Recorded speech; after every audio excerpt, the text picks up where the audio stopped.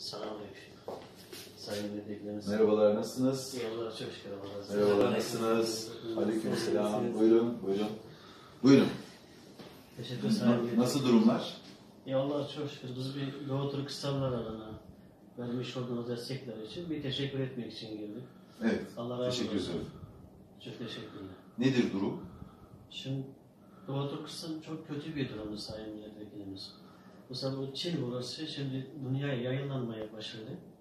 Şimdi Çinler... Bu virüsten bahsediyorsunuz. Evet, virüsten Çin'deki... Evet. Evet. Çünkü şimdi en önemlisi bu. Şimdi Doğu Türkistan'da 35 milyon Türk Müslümanlar bir haftadır aşağı yukarı 10 milyon oldu. Dışarı çıkamıyor. Evlerinden dışarı çıkmıyor. Evler dışarı çıkmıyor. Çünkü orada Çin hastaları olduğu için onlardan bizi bulaşmasın diye. Hı. Hem Çinler dışarı çıkmayı yasaklamış, Çin polisler. Herkes evinde 10 gündür orada kalıyor. Ama şimdi onlar dışarı çıkmasa açlıktan ölmek üzere. Öyle bir çok kötü bir durum. Dışarı çıksa oradan hastalık buluşur onlara. Şu yüzden biz siz gibi inşallah bir meclisi bir gündem getirsek. Şimdi Doğu Türkistan'da ya oradaki has Çinler depolması lazım. Doğu Türkistan. Yani Doğu Türkistan'daki Han Çinliler, Evet. Peki uçak seferleri nasıl oluyor oraya gidiş gelişler?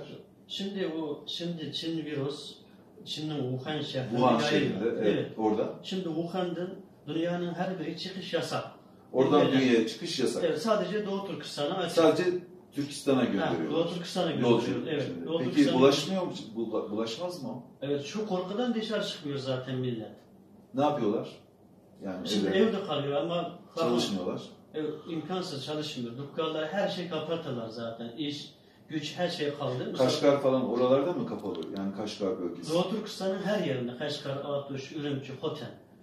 Sosyal medyada bu çok yayınlandı. Urumçi sadece Wuhan'dan mı Urumçi'ye gidiş gelişler var? Evet, evet. Peki oraya başka şehir yani Wuhan'dan başka şehirlere uçak seferleri durdu. Sadece evet, şimdi, evet. Sizin yaşadığınız bölgeye uçak seferleri var. Evet, uçak seferleri var. Bu tabii virüsün bulaşmasından korkuyorsunuz. Evet, o korkuyoruz ama çok kötü durumda. Allah korusun yarın Çinler, mesela orada bir Doğu Türkistan'da o Çin virüsün öldü, bittiler, öyle bir soykırım ne? Çin Cumhurbaşkanı belki bu düşüncede Doğu Türkistan'ın bir soykırımı bu şekilde yapmak. Mesela önceden soykırım var zaten. Her gün binlerce, 10 binlerce Uygur Türkleri hem Çin'in ceza kampında 5 milyon kişi var biliyorsunuz. Yani her gün insanlar şehit oldu. Ama sizden kaç kişi toplama kampında şu anda? Aşağı yukarı 5 milyon diyor. Ne kadar kadın var, çocuk var? 5 milyon kişilik ama buna da tam bir sayı yok.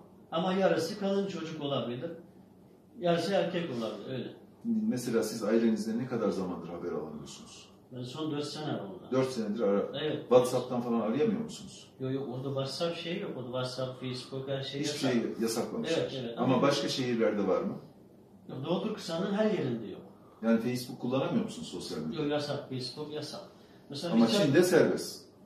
Yok Çin'de mi yok? Çin'de mesela Doğu Türkistan'da WhatsApp. Tamam Doğu Türkistan'da yok da Çin'in diğer yerlerinde var mı?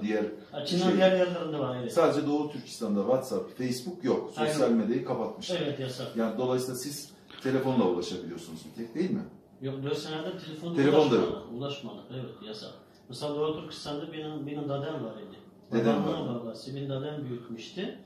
Ama Çinler 84 yaşında şehit ettiler. Sadece tek suçu beni büyütmek. Ama şehit oldu 2 ay sonra bizim bilgimiz peki siz oradan haber nasıl alıyorsunuz? Bizim biraz zor. Mesela ticaret yapan çok az insanlar var. Gidiş yapan. Evet. Ama şimdi yok zaten. Ben onu 2017 yılında aldım. 2017 yılında dedem şehit oldular. 2 ay sonra bir arkadaştan ben bu bilgini aldım. Evet. 2 ay sonrası. Benim bir kardeşim var idi. Evet. İsmi Reşat. Reşat Ağacı'ydı. O Urumçi'de mi yaşıyorsunuz siz normalde? Ben Doğu Türkistan'ın Atuş'ta. Atuş'ta yaşıyorsunuz. Evet. Anladım. Peki... O Reşat Ağacı'da 7 sene zindan attılar. Ama şimdi durumu nasıl bilmiyorum. Anladım. Yani bu virüsten en çok siz korkmaya başladınız. Çünkü Wuhan şehrinden sizin Urumçi'ye uçak seferleri devam ediyor. Evet, hastalığın o bölgeye yayılmasından korkuyorsunuz ama Wuhan'ı kapatmışlar diyorsunuz. Başka şehirlere uçak seferleri yok diyorsunuz değil mi? Evet. Bu bilgiden emin misiniz? Evet eminiz zaten. Peki. bu konuda bir duyarlılık yaratmak tabii istiyorsunuz. Siz Dünya Uygur Türkleri Dayanışma Derneği. Sosyal Yardımlaşma Evet. Derneği başkanısınız. Evet. Daha önce biliyorsunuz ben Kızılay'da bu konuya bir duyarlılık yaratmak istemiştim. Tabii bu geçen Kudüs mitingi oldu. Bütün siyasi partiler bir araya geldi aşağı yukarı. Özellikle muhalefetteki partiler. Kudüs mitingiyle ilgili duyarlılık yaratmaya çalıştılar. Ama ben şahsen utanıyorum. Niye? Çünkü Doğu Türkistan'la ilgili bir duyarlılığın Türkiye'de olmadığını görüyorum. Bu konuda ben üzerime düşen her ne varsa yapmaya devam edeceğim. Siz de bu işi takip edin. Çünkü biz kendi milletine sahip çıkmayan bir toplum haline dönüşmüş durumdayız. O bölgedeki insan hakları ihlalleri, işte bakın Facebook kullanılmıyor, Twitter yok, sosyal medya yok, telefon yok, haberleşme yok, dünyaya kapanmış vaziyette. Orada ne olup bittiğini kimse bilmiyor. Bir araştırma komisyonunun girişine izin vermiyorlar. Çin Güvenlik Konseyi varsa bir şey veto ediyor Güvenlik Konseyi'nde. Yani ben bu konudaki duyarlılık yaratılması gerektiğini düşünüyorum. Türkiye'de Filistin'e verilen değerin en az onun kadar bir değerin bu bölgeye verilmesi gerektiğine inanıyorum. Bunun olmamasından üzüntü duyuyorum. Hicap duyuyorum. Bu konuya sahip çıkılmaması beni üzüyor. Ama inşallah yine başka bir şey yok. Kamuoyunu aydınlatacağız. Keşke bu konuda da bir miting olabilse. Yani ben şunu isterim biliyor musunuz? Bu konuda da bir miting olsun. Çok güzel olur. Ben Kaşgarlı Mahmut, Divan-ı Lügat-ı Türk'ün yazarı biliyorsunuz. Sizin de bildiğiniz, bizim de ortağımız. O bölgeyi biliyorum. Yusuf Has Hacip, Kutatku Bilgi, o bölgenin çocuğu. Yani bizim ortak kültürümüze ilişkin burada maalesef Arap coğrafyasına verilen değer bizim o coğrafyaya verilmiyor, Türk coğrafyasına. Ben bundan da utanıyorum. Bu artık en azından insan hakları olarak insan haklarına sahip çıkma açısından bunun yapılması gerektiğini düşünüyorum. Ama ben bu duyarlılığı yaratmak adına ne gerekiyorsa üzerime düşen görevi yapacağımdan emin olmanızı istiyorum. Keşke burada bu konu gündeme getirilse. Yani tamam Kudüs mitinglerine alışılmış, Kudüs mitingleri işte şudur budur falan biz biliyoruz. Bazılarının iç siyasete malzeme edildiğini de biliyoruz. Ama benim şahsi gönlüm, Kaşgar'da, Ural Altay'da, benim gönlüm Semerkant'ta, Buhara'da, benim gönlüm Urumçi'de, benim gönlüm Tebriz'de, benim gönlüm Selanik'te, Kırım'da, benim gönlüm buralarda. Benim tarzım da belli. Çünkü kendi milletine sahip çıkmayan devletler bir süre sonra yalnız kalır. Evet. O nedenle ben sizi kabul ettim. Gelmenizden de onur duydum. Teşekkür ederim. Şu siz dediğiniz gibi Kudüs var ya mesela Müslümanlarına İlik Kıbrıs diyor. Ama Doğu Türkistan'da Sadık Burhan Camii var. İlik Türk Camii. Sadık Burhan Camii biliyorum. Hem Sadık Burhan İlik Türk Müslüman. Ben orada İlik şehit vermiş toprak zaten biz oradan geliyoruz.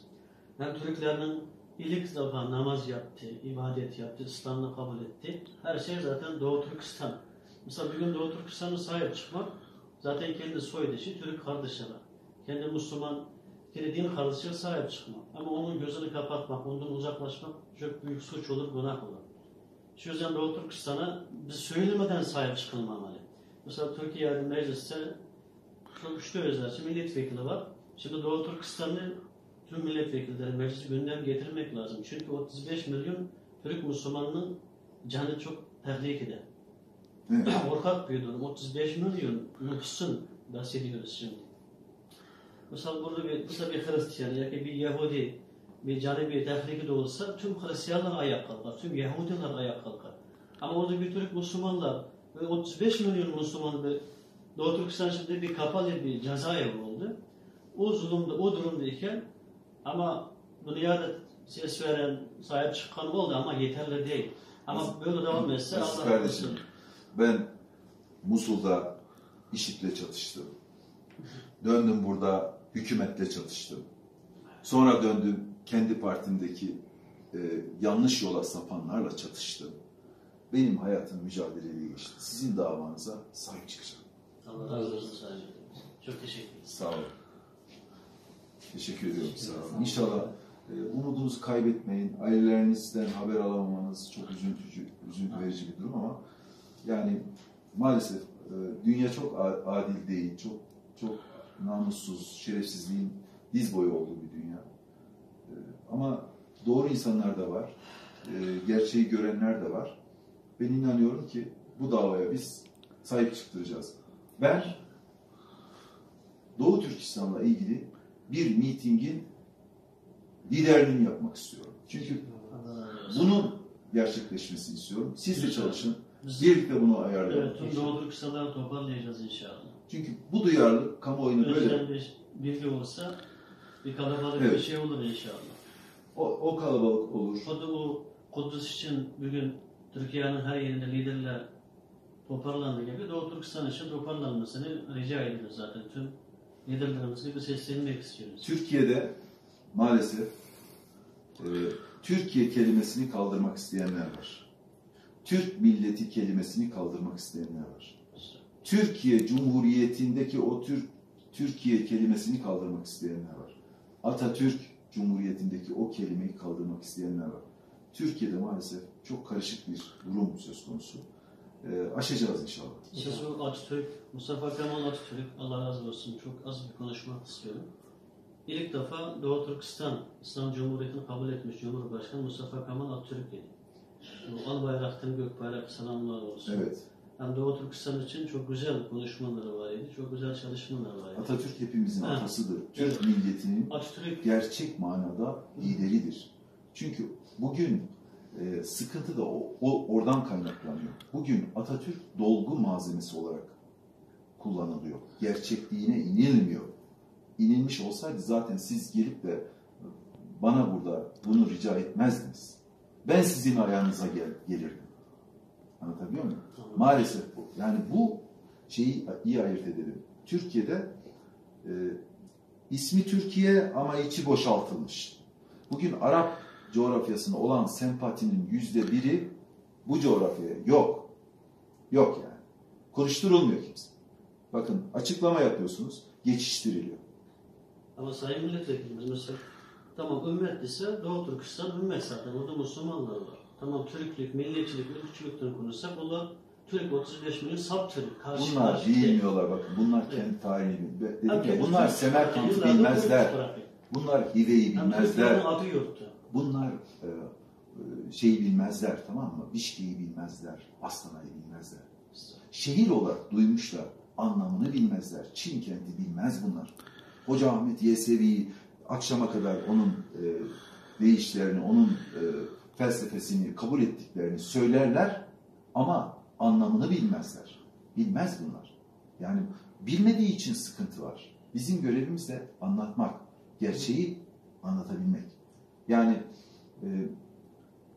Atatürk'ün en büyük özelliği buydu. Gerçeği biliyordu. Kökleri biliyordu. Türk Tarih Kurumu'nu onun için kurdu. Türk Dil Tarih Kurumu'nu onun için kurdu. Zaten o anlayış bugün olmuş olsaydı bugün bunları konuşmamış olacaktık biz. Ama ben size şunu söyleyeyim. Sonuna kadar arkanızdayım. Allah razı olsun. Sağ olun. Teşekkür ediyorum. Çok teşekkür ederim. Allah razı olsun. Sağ olun, var olun. Teşekkür ediyorum. Sağ olun.